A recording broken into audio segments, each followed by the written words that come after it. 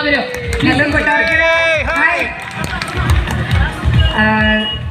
Thank you Dhyan for your words. പക്ഷെ അതൊന്നും അല്ലാതെ എനിക്കറിയാം. അതായത് ആരെ പറ്റിയിട്ടാണ് പറഞ്ഞതെന്ന് എനിക്ക് പറയാൻ പറ്റില്ല. പക്ഷെ എന്നാലും മുകേഷ് ചേട്ടൻ പറഞ്ഞൊരു കഥയുണ്ട്. അതായത് ഒരു നടൻ ഒരു പരിപാടിക്ക് പുറത്ത് ദുബായോ സൗദിയോ പോലൊരു സ്ഥലത്തേക്ക് അദ്ദേഹത്തിനെ വിളിച്ചിരിക്കുക. അപ്പോൾ അദ്ദേഹം അവിടെ പോയി പാട്ട് പാടണം, ഇതുപോലെ പ്രസംഗിക്കണം ഒക്കെ ചെയ്യണം. അപ്പോൾ അദ്ദേഹത്തിനെ വിളിച്ചിട്ട് അദ്ദേഹത്തിന് ഭയങ്കര ത്രോട്ട് ഇൻഫെക്ഷൻ ആയി. അപ്പോൾ ത്രോട്ട് ഇൻഫെക്ഷൻ ആയിട്ട് ഇനി പോകാൻ പറ്റില്ല എന്നുള്ള സിറ്റുവേഷനാണ്. അപ്പോൾ കൂടെയുള്ള ആൾക്കാർ, ഒരുപാട് ആൾക്കാർ പോകുന്നുണ്ട്, ഒരു ടീമായിട്ട് ദുബായിലേക്ക് പോവാണ്.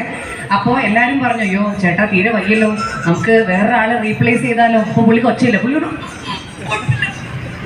അപ്പോൾ എങ്ങനെ ശബ്ദം പുറത്തു വരും, പാടണ്ടേ, നമുക്ക് സംസാരിക്കണ്ടേ ഒക്കെ ചോദിച്ചു.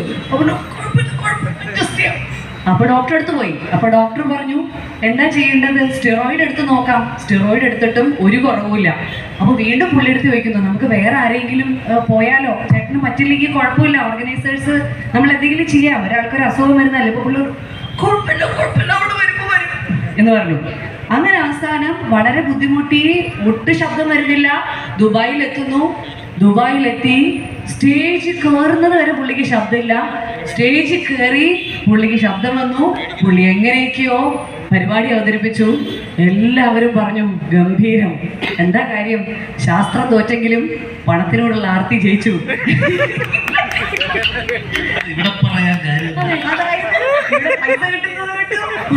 പോയതുകൊണ്ട് എത്തിയതാണ്.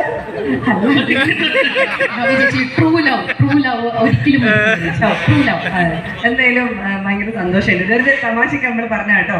ഞാൻ വളരെ എന്താ പറയുക, എനിക്ക് വളരെ ഇഷ്ടപ്പെട്ട വ്യക്തിയാണ്.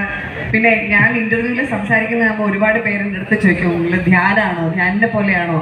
അതുപോലെ എൻ്റെ മോൻ ഈ ഒരു കുറച്ച് നല്ലൊരു 2 years മുമ്പ് നമ്മളെടുത്തൊരു യൂട്യൂബ് വീഡിയോയിൽ അമ്മയുടെയും മോൻ്റെയും ഇഷ്ടങ്ങൾ ഇങ്ങനെ സംസാരിക്കുന്ന എന്തോ ഒരു ഇതല്ല.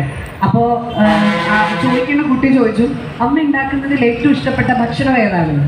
അപ്പോൾ ഇവൻ പറഞ്ഞു, അതിന് അമ്മ അടുക്കള കയറണ്ടേ, അമ്മ അടുക്കളയുടെ പുറത്ത് നിന്നിട്ട് എടോ അത് അങ്ങോട്ട് വെക്കൂ, എടോ ഇങ്ങോട്ട് ഒതുക്കി വെക്കൂ എന്നൊക്കെ പറയലേ ഉള്ളൂ, ഒന്നും ഉണ്ടാക്കൂലെന്ന്. അപ്പം ഞാനിങ്ങനെ എന്താ ഈശ്വര എന്താ ചെയ്യണ്ടേ.